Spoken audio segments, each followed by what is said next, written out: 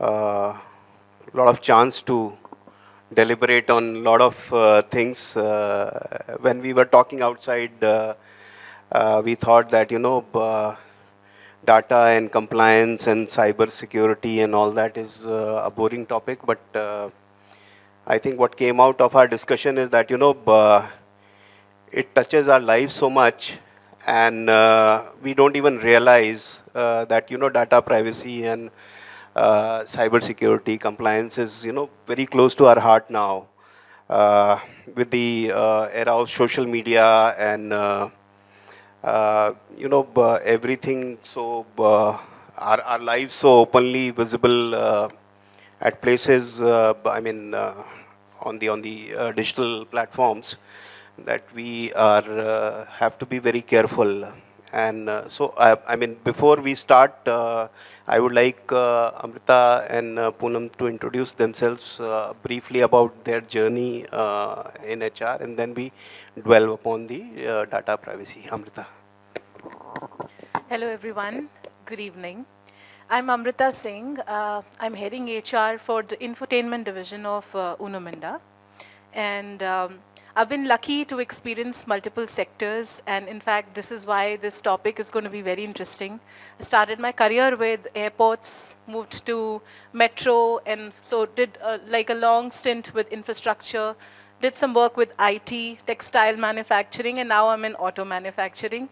And believe me, everywhere, while the end goal is the same, but the journeys are very different. The way they're evolving are very different. And therefore, I'm really looking forward to the discussion today. Thank you.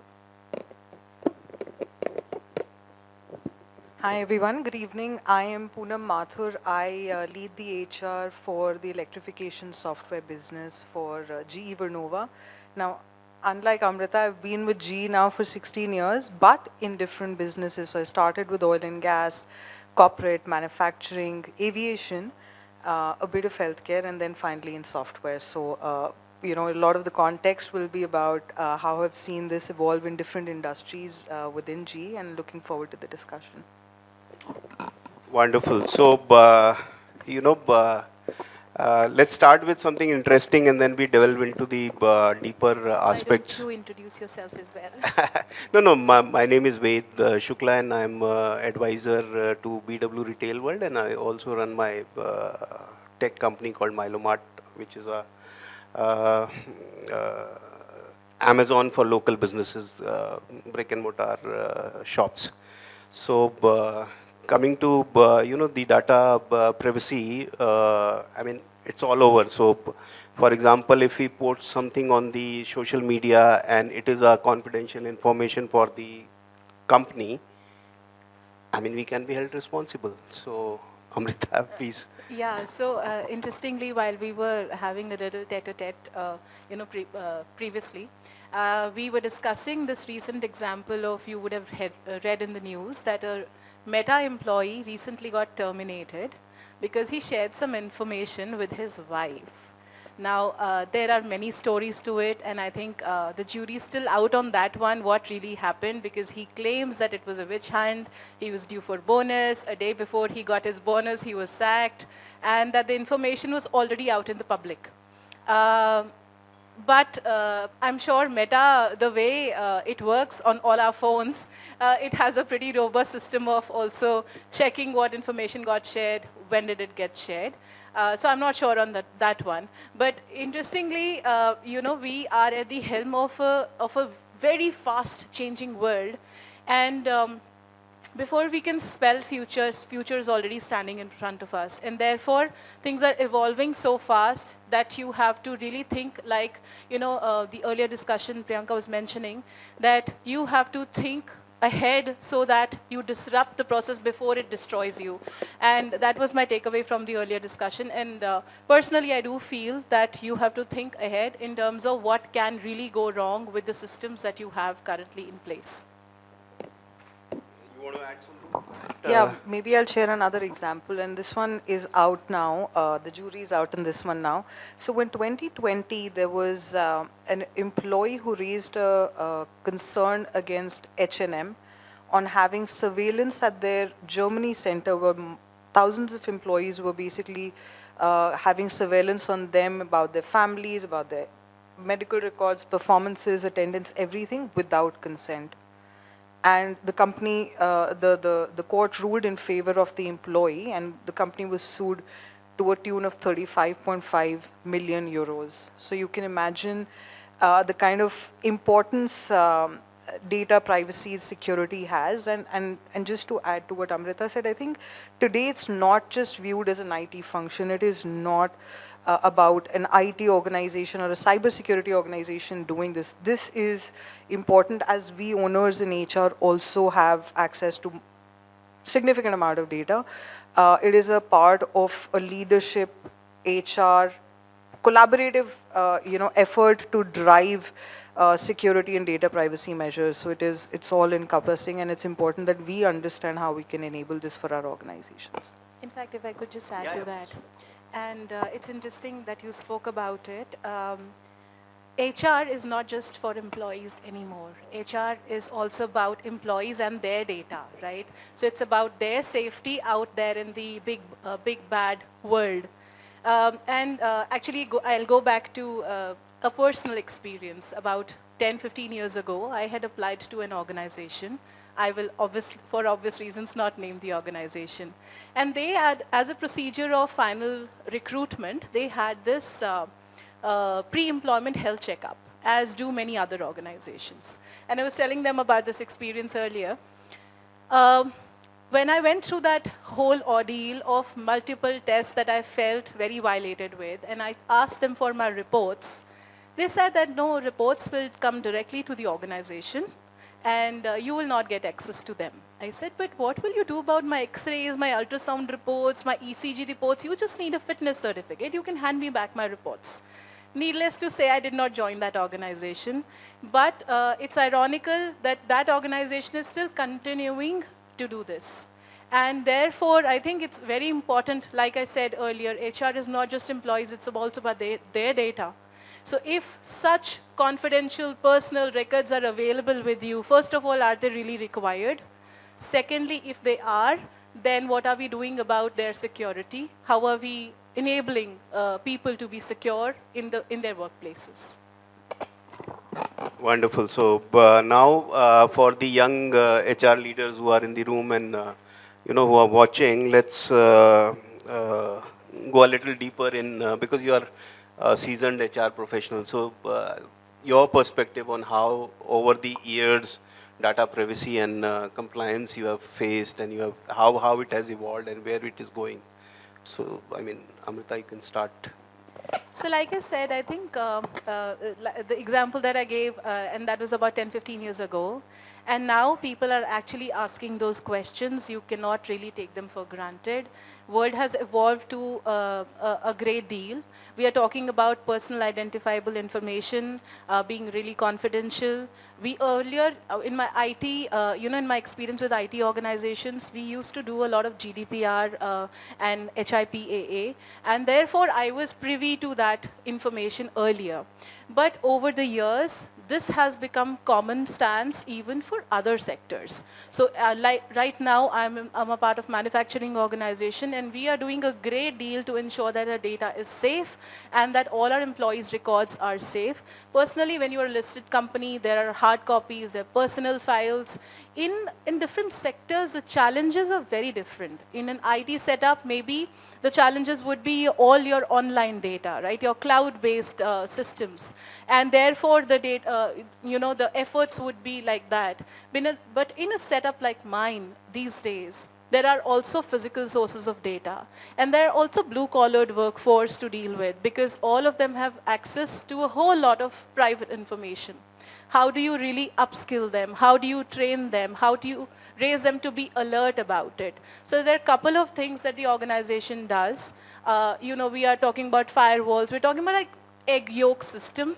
So not only you isolate your, your intrinsic data, you also set a firewall around it, and then another firewall around it, and then another shell around it. So you do that. We also got Cisco, set up to track any emails, malicious softwares, any phishing scams. So we are doing all of that. But that is not sufficient. that is not enough, because when we think about things, maybe the things have already happened, right? And I'll give you another example.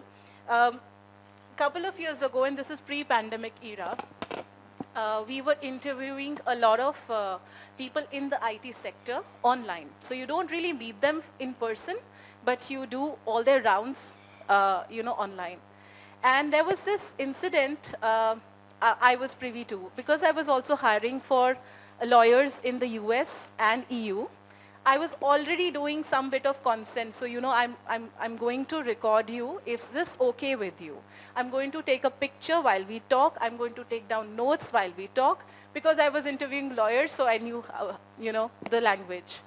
India, it was working very fine. Till the time we received a case. The person who interviewed did not look like the person who joined. Now, by the time the person joined, it was a pandemic era, so the joining formalities were really happening online. And 3 months into the system, the reporting manager was like, she was so good in her interview. She was speaking so much about her subject, and now she doesn't seem to know anything. Thankfully, I had a picture. I had taken a consent. We took out that picture, and we compared it with that person, and we confronted that person. It was not the same person. Okay? Now, when I confronted that person and I asked her, I said, who is this in the picture? Oh, that's just me 3 months ago. I was down with typhoid. I look leaner. But it eventually came out when you did your investigation, you did your disciplinary process and all of that. It came out that it was her sister who had appeared for the interview, and the one who joined was the other sister. Okay? So, like I said, before you have even evolved, before you have even created some new systems, people have already found their hacks around it.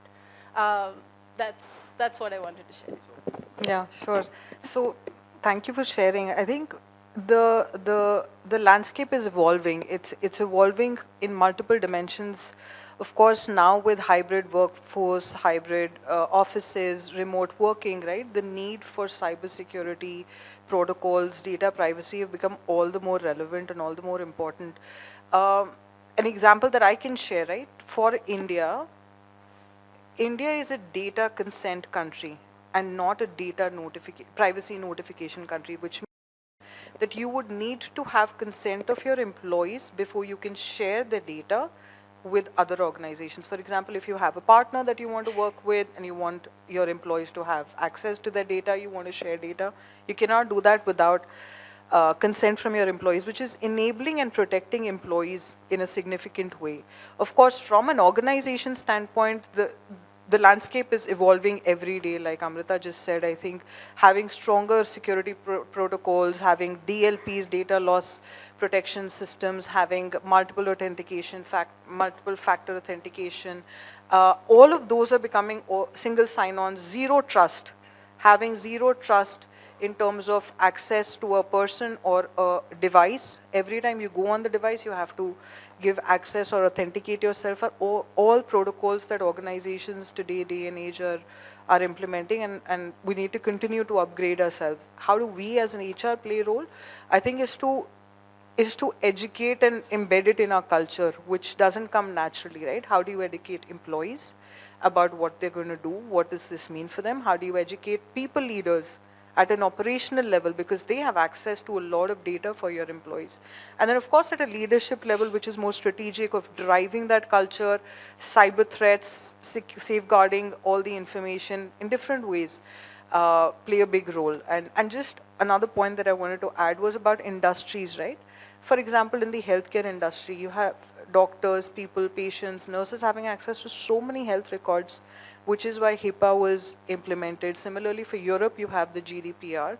And in 2023, we've also have the DPDPA for India, so which is basically informing and educating people about data privacy, data leakages, and security. Yeah, so, data privacy, and we were discussing that, hinges on three large pillars. One is the infrastructure, second is training, and third is your processes and policies. So I would like you to share in terms of all three pillars that, organizations you're working with, and how do you see in the future all these three pillars evolving? So, Amrita, you can start. So like I said, before you realize it, there is already a hack in place. Therefore, I think it has to completely keep evolving. So at our organization, we have this service operations, systems operations center. It's like an emergency response center which works 24/7 to, real time analyze if there are any threats to the system. It continues to work that way. Of course, MFA, like she mentioned, and of course firewalls, and all of those things are there. But what will not work is if your employees are not aware of it, if your employees continue to make unintentional, maybe intentional mistakes. So I think there's a lot of scope for training, and there's a lot of scope for all these phishing alerts that we do, the malware, you gamify a lot of those trainings, because every 2-3 months you'll have to keep them on their toes. But also, I think bringing in a culture. Now, I represent a manufacturing organization, and there is another anecdote that I wanted to share with you on this one. So when I had just joined, we were talking about gifting people vouchers on Diwali. It's a Diwali gift is supposed to be one of the grandest gifts in a manufacturing organization, and we were just discussing what do we do with that. And there was a point of view that somebody said, blue-collar workers will need gifts that are big, and they may not like vouchers. And when we did a cross-functional analysis, we called some people, blue-collar workers, and we asked them, so what would you prefer? They said, oh, ma'am, I can shop on Nykaa, I can shop on Meesho, I can shop on so many things. And that really astounded us. Now, every time we think that we are this arrived, evolved workforce and we have our choices, but believe me, the choices are everywhere at every level of socioeconomic status. So how do you really prepare for that?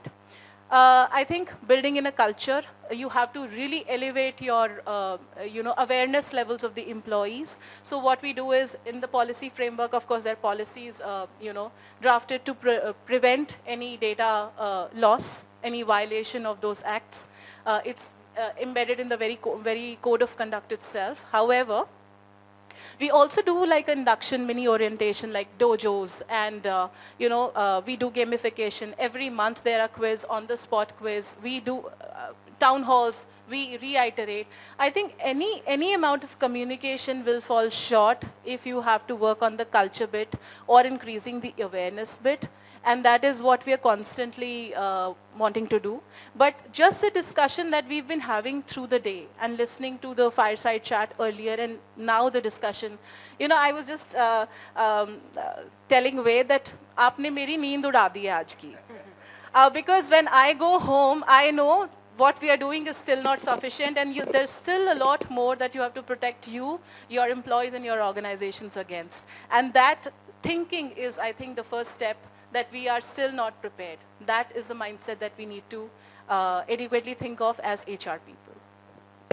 Perfect. I think just to add to what Amrita said, from an infrastructure, let me just lay the landscape of what data privacy really means. It's multiple aspects, right?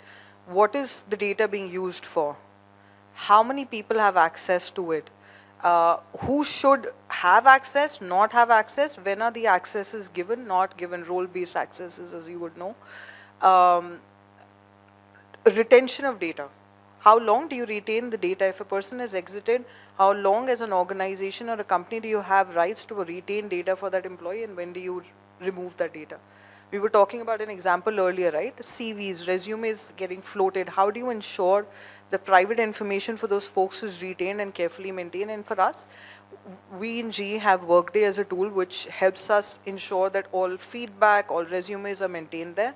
But we also ensure that anyone whose interview or video is being recorded, we ask for consent, like Amrita said. So some of those, I think, are role-based accesses are very, very key that we are driving. Policy frameworks that we have are very similar in terms of managers giving approvals for everything which is privacy data, even for work-related or employee-related. Some of those are things that we do. I think from a from a training standpoint, I think Amrita rightly said it's a culture. We'll have to continue to educate on a day-and-day basis, monitor that data, ensure that employees are actually taking the trainings, attending those trainings, and encouraging leadership to go out there and let them know that we're tracking this, right? So that there is education. We also do it in a very fun way, and I was just sharing. We do quizzes. For example, you will show a picture, right? How do you have data in that picture? How do you reverse engineer it? So making it a little more interesting, because it can get boring and a drab topic. It's not fun. It's not something that employees want to understand and engage in. So you do it in different ways. Continue to engage, continue to upgrade the content, ensure that it's relevant, are some of the things that we do within the organization to ensure that we're up to speed. Wonderful. So we just touched upon the fact that workspaces have changed after pandemic. They have evolved. So earlier it was very easy. You have machines, fixed machines. People come and work, and then they go. So you have data secured there. But of course there are organizations where you take laptops home. That's still okay because they come there every day. But now when remote working is there, people leave, and then how do you secure your data? What all challenges you have been facing, and what are some steps, interesting things you have done? So interesting things is we already had like long back only facial recognition system as an attendance marking system. It's not just biometric, it's also facial recognition. So I think that was very interesting because a lot of times you have to really restrict the entry. You have a lot of vendors, you have a lot of contracted manpower and all of that. But also going beyond, because your system is not just your own employees. Your system is also made of your vendors, your subcontractors. How do you enable that awareness there? Because they also have like a chunk of your data in their hands, and they are susceptible too. So you go out and beyond and target those areas as well. In fact, we have also been, working on, and like I said, that how long do you retain that information? So by the way, we have to retain that information in a hard copy format for a couple of years, right? Now, how do you ensure that people do not have access to that data? How do you ensure who gets into that data? So even if there is a team, which is talent engagement team, talent management team, and holding employees' personal health data. So you have personal health data because you continue to do a lot of health checks. What kind of data sets can they really take out from there? That are also monitored. Not everybody, even in HR, will have access to all kinds of data. I think that has to be very, very role-based, and that is what we are trying to do internally as well.